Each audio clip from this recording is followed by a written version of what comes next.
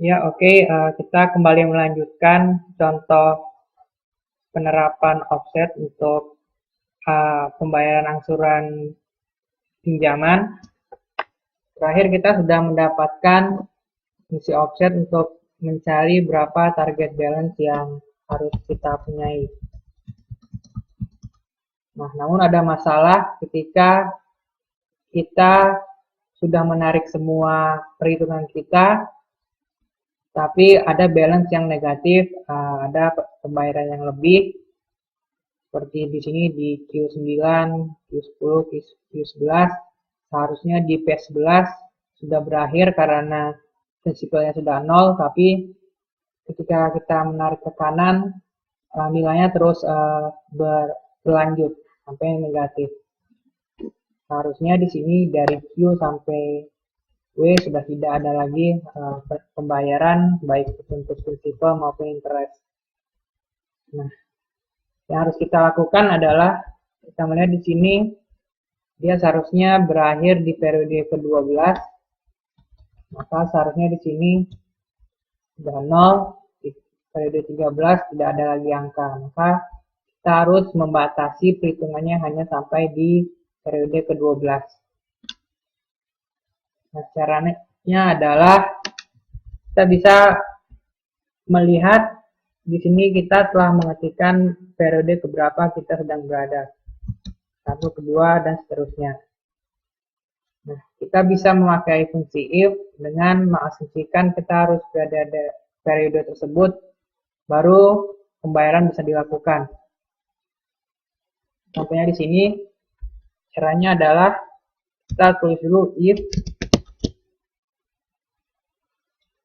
di sini periodenya tidak boleh lebih besar daripada periode ketentuan term pembayarannya.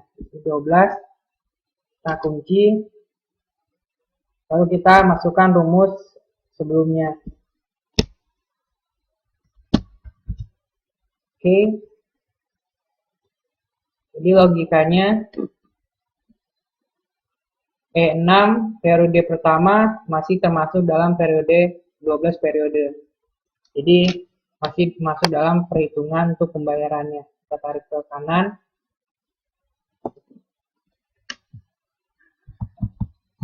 Masih.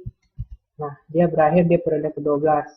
Bahkan di selanjutnya dari Q dan seterusnya hasilnya adalah false. Nah, false ini bisa kita rubah dengan menghentikan tanda kutip, dua tanda kutip, ini akan mengosongkan nilai dari Q dan seterusnya. Tanda false-nya berubah.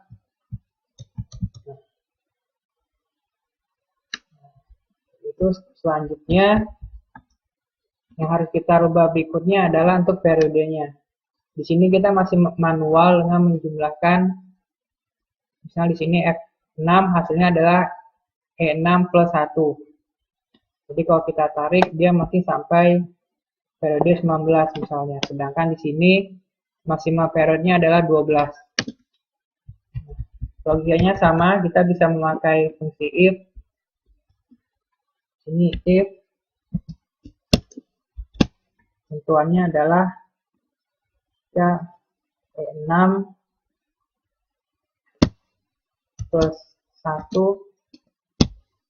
kecil sama dengan 12, maka hasilnya itu kalau false kita pakai tanda kutip 2, dan hasilnya bisa menjadi kosong.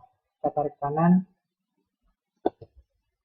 dia akan sesuai dengan batas maksimalnya. Jangan lupa untuk mengunci. Namanya dikunci, kita ulangi, kita balik kanan.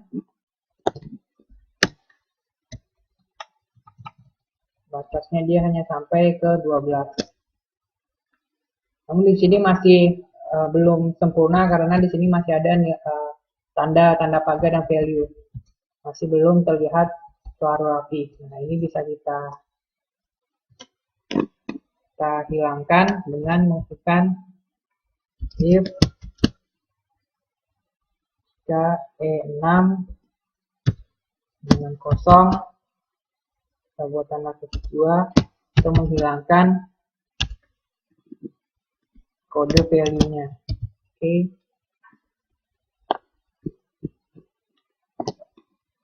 Maka dia hanya sampai ke periode ke-12 dan tanda value-nya sudah hilang. Nah, kembali ke rumus yang tadi, ini semua kita ulangi ke payment yang lainnya. Jadi logikanya tetap sama.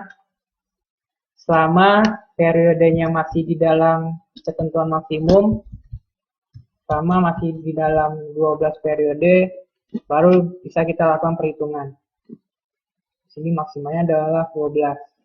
Kita ulangi semua rumusnya ke item-item yang lain, ke interest, debt service, balance. Nanti hasilnya akan seperti ini. Semua rumusnya kita sama, kita mengacu kepada prepayment quarternya berapa maksimalnya. Tadi 12. Nah, kelebihannya adalah sekarang kita bisa lebih fleksibel untuk menentukan jangka waktunya, besaran nominalnya, besaran interestnya, dan juga triwulan untuk target balance-nya. Contohnya di sini misalnya kita hanya mau jangka waktunya adalah 6 triwulan, kalau nggak 6 maka dia otomatis akan berubah dan hanya menghitung untuk periode 6 bulan saja. Di sini juga bisa kita rubah besar prinsipalnya, jadi akan lebih otomatis. Baiknya yang tadi periodenya berapa periode. Jadi dengan mengunci dan menggunakan offset kita bisa lebih fleksibel merubah asumsi-asumsi yang kita inginkan sesuai dengan konsep financial modeling yang semuanya berhubungan dengan asumsi sesuai dengan ketetapan keyakinan yang ingin kita masukkan.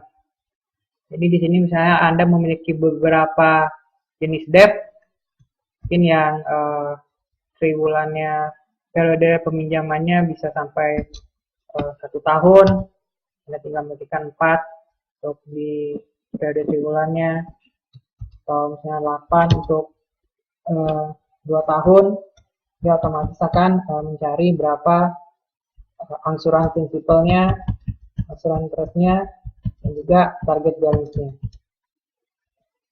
Oke, ini untuk contoh offset. Berikutnya saya juga akan menjelaskan beberapa contoh-contoh yang lainnya. Untuk itu tetap mengunjungi website kami www.futurumcorona.com.